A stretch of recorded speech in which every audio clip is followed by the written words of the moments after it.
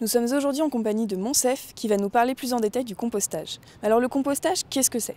C'est le recyclage par fermentation de matière organique pour pouvoir produire naturellement un fertilisant appelé le compost. Pourquoi avoir mis en place un compost? Ça nous permet deux choses, principalement de recycler une partie des déchets organiques qui sont produits ici dans le jardin.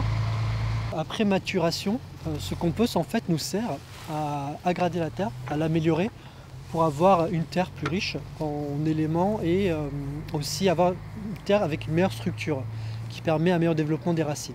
Qui l'a mis en place et qui s'en occupe justement du compost? Il a été mis en place par ceux qui ont initié et créé le jardin. Dans le jardin, on essaie de s'attribuer plusieurs rôles. Et moi, j'ai le rôle de référent compost. En fait, c'est même une formation que j'ai suivie qui est donnée par VGP, Versailles Grand Parc. N'importe qui peut bénéficier de cette formation. C'est une formation sur une journée qui est gratuite et une partie théorique et pratique. Et donc, ça permet un peu de connaître les b.a.-ba du compost et de la mise en route d'un compost. Comment le compost fonctionne? Est-ce qu'il y a des moments clés pour le fonctionnement du compost? Nous, on a un premier bac où on vient déposer nos déchets alimentaires ou organiques.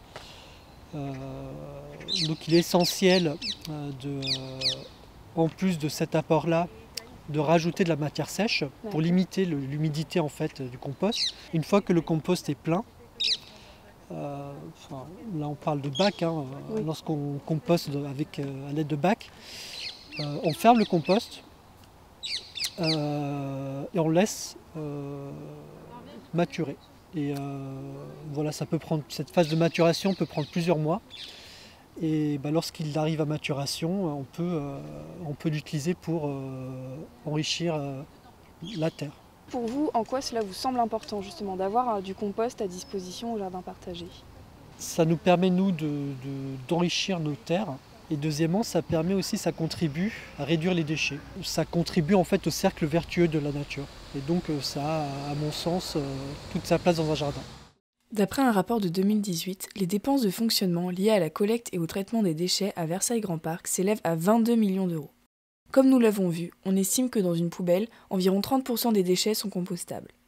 Dans le cadre d'un compost individuel ou collectif, on pourrait alors espérer une économie d'environ 7 millions d'euros par an à Versailles Grand Parc. Si vous aussi vous êtes intéressé, n'hésitez pas soit à faire votre propre compost, ou alors à venir déposer vos déchets organiques compostables dans les différents partagés qu'ils proposent.